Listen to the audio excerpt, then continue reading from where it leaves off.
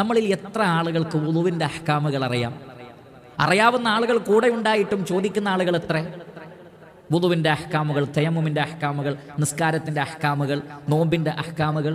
നമുക്ക് പരലോകത്തേക്ക് ഉപകാരപ്പെടുന്ന കാര്യത്തിൽ ഒരു ശ്രദ്ധയും ആളുകൾ കാണിക്കുന്നില്ല, ഒരു പഠനവും ആളുകൾ നടത്തുന്നില്ല. അതിലൊക്കെ വലിയ അലസന്മാരാണ്, മടിയന്മാരാണ്. ഒരു ദർസ്, ഒരു 10 മിനിറ്റ് ഒരു ക്ലാസ് കേൾക്കാൻ, ഒരു ദർസ് കേൾക്കാൻ ക്ഷമ അവനെ സമ്മതിക്കുന്നില്ല.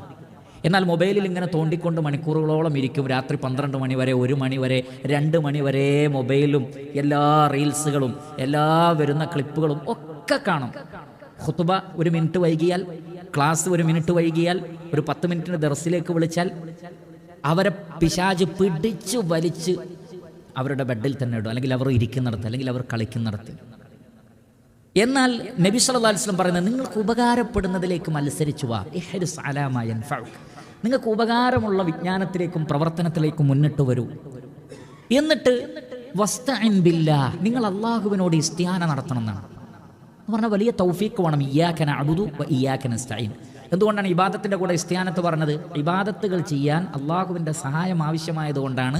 റബ്ബേ, നിനക്ക് ഇബാദത്ത് ചെയ്യുന്നു, അതിനു വേണ്ടിയുള്ള സഹായം നിന്നോട് ചോദിക്കുകയും ചെയ്യുന്നു. പടച്ച റബ്ബിനോട് നമ്മൾ എപ്പോഴും സഹായം ചോദിക്കണം. കാരണം ഇബ്ലീസ് തടസ്സം നിൽക്കും, അലസത, മടി, ദുർബലത തടസ്സം നിൽക്കും, കൂട്ടുകാർ തടസ്സം നിൽക്കും, ഉറക്കം തടസ്സം നിൽക്കും, പലതും നന്മയിൽ തടസ്സമായി നിൽക്കും. അതില്ലാതിരിക്കാൻ എന്ത് വേണം? അള്ളാഹുവിനോട് നിങ്ങൾ സഹായം തേടിക്കൊണ്ട് ഏത് കാര്യവും തുടങ്ങാവും. അതിൽ പെട്ടതാണ് ബിസ്മില്ലാ. ബിസ്മില്ല എന്ന് പറയും. ഏത് കാര്യം തുടങ്ങുമ്പോഴും ബിസ്മില്ല. ബിസ്മില്ല എന്നുള്ളത് ഒരു ഇസ്തിആനയാണ്. അള്ളാഹുവിനോട് ഒരു സഹായം തേടലാണ് ബിസ്മില്ല എന്ന് പറയുന്നത്.